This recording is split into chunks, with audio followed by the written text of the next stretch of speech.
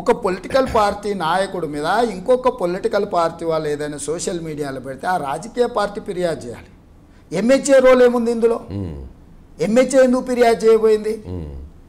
Ministry of home అఫేర్స్కి ఒక రాజకీయ పరమైన పోస్టింగ్కి ఏం సంబంధం ఉంది? ఓకే, అట్లా తీసుకున్నారు అంటే మీరు వాళ్ళు అందుకే అది పెట్టారు, కంట్రీ ఇంటర్నల్ థ్రెట్ అని. ఒకవేళ అదే అనుకుంటే నరేంద్ర మోడీ గారి దేశ ప్రధానమంత్రి 2019 ఎన్నికల కంటే ముందు మన్మోహన్ సింగ్ గారి మీద ఆరోపణ చేశాడు.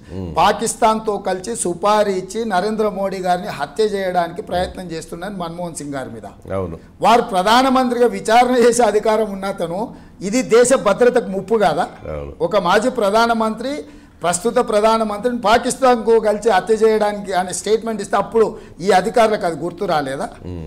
అదెందుకు ఇప్పుడు హిందువుల ఆస్తులన్నీ గుంజుకొని ముస్లింలకు పంచిపెడతాడు, హిందువుల మహిళల మెడలో ఉన్న తాలి పుస్తలు కూడా గుంజుకొని ముస్లిం మైనారిటీలకు రాహుల్ గాంధీ పంచిపెడతాడని అంటుంటే రెండు మతాల మధ్యలో వైషమ్యాన్ని ప్రధానమంత్రి గారు సృష్టించినట్టు కాదా?